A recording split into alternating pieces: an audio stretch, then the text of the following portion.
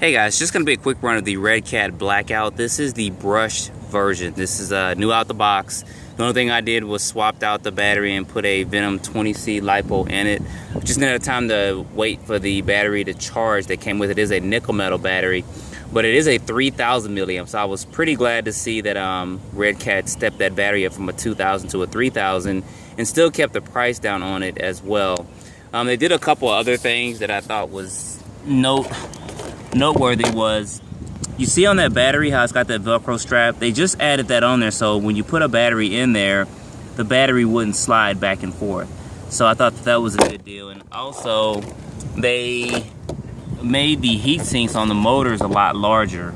You see that right there? Normally it was a little purple one that would come with it, but they've got these larger ones on there, which is great. Those are about a $10 or $15 value or more. I've seen some associated ones for about 15 bucks. So, but they include that with the kit. So anyway, I'm gonna go ahead and quit my yapping and get this thing running. Like I said, it is running on a 2S LiPo, so try to get this sucker mounted up right. Servo's gonna be fine for what it is.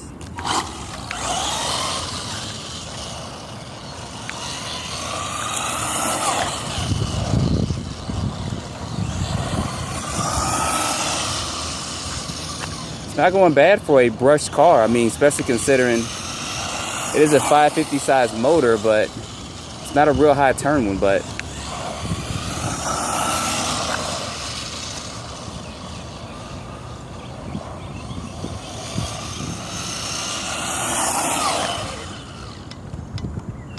no reverse. I probably gotta look at the speed controller settings. It does have those jumpers on the speed controller where you can change it from I guess having reverse to not having reverse, and also nickel metal to LiPo just by swapping out a couple of things on the speed control. So there's no real programming on it, but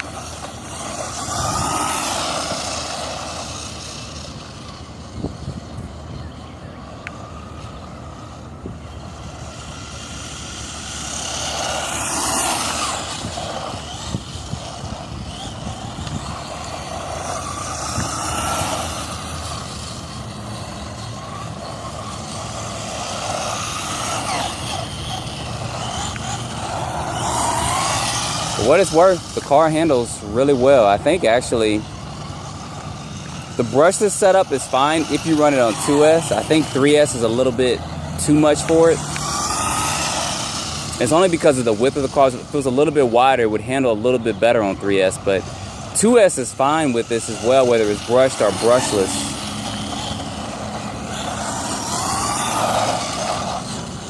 And these tires, you gotta love these tires. These things really grip.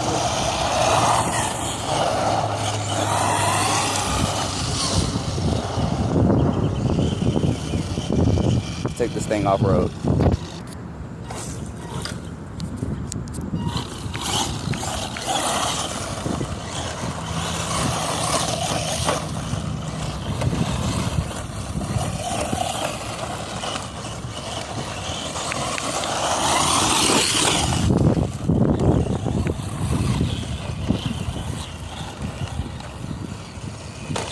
Whew, gotta watch those rocks if I'm not trying to go too hard out here.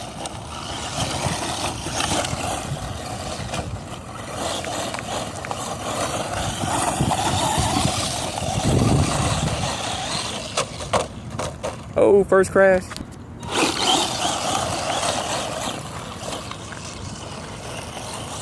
Now, I've heard people complain about the bodies on these, that they are pretty fragile.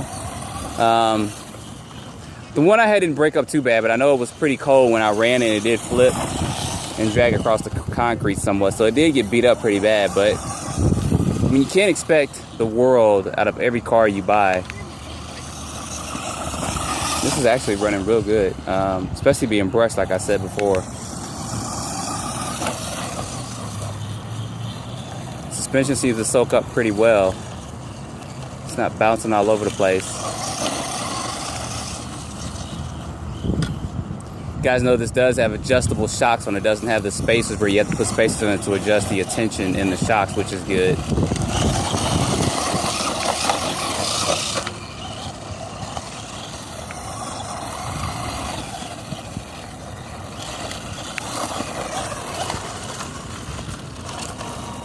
All right, there you guys go. A quick run of this. I'm gonna run this some more and try to enjoy some time running this bad boy out here. But as always, don't forget to like or dislike, subscribe if you have not, and as always, stay tuned for more videos. Thanks for watching.